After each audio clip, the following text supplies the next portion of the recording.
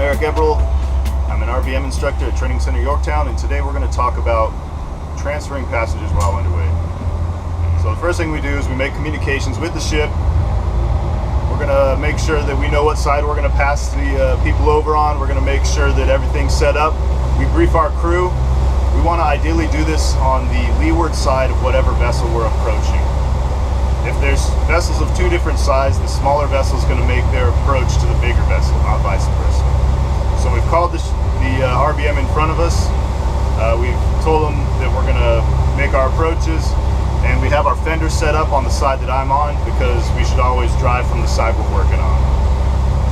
When you call, make sure that the boat knows what side you're coming up on, and they're going to maintain course and speed. Coming up!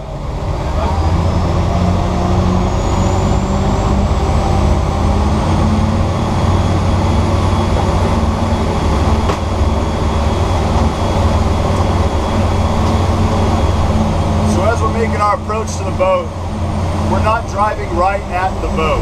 We're going to drive up and give ourselves a good, at least a boat length off of the side of the boat. If we're driving at the boat, we don't have time to correct for our advance onto the boat or the ship that we're passing people onto. So I get off, I'm matching their course. As I get alongside, now I'm going to match their speed.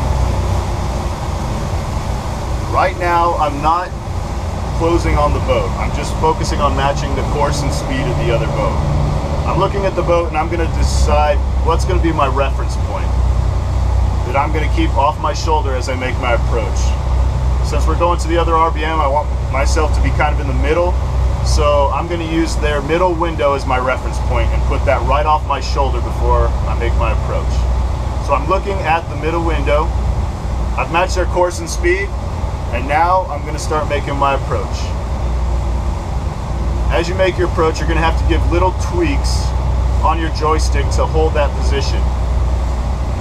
If you notice yourself falling too far behind and you're losing position, don't increase the throttle to regain that position.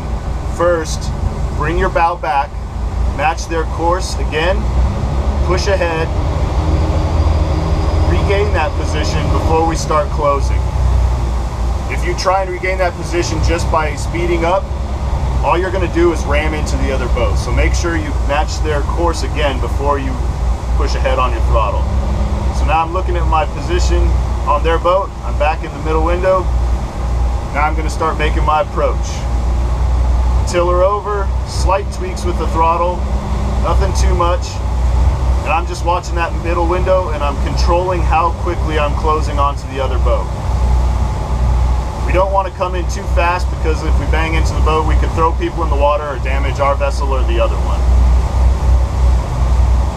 On large ships, about right here, once you're about 4 feet off, you'll feel yourself starting to get sucked in.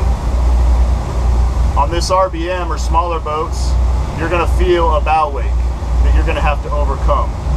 Once you have pressure on the fenders, you turn your bow towards them and lock yourself in place at an angle. This way the water's holding us together. My hands aren't on the controls, but the boats are holding themselves together, so I know we got a stable platform. We could send one person over, two people, all the way until the entire boarding team's over. Once the boarding team's over, we're going to peel away with our tiller.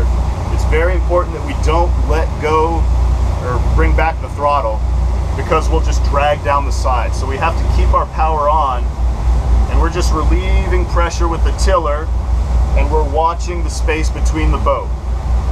As we relieve that pressure with the tiller, we can see that our quarters are opening up, and now we have enough room that we can add power and peel away.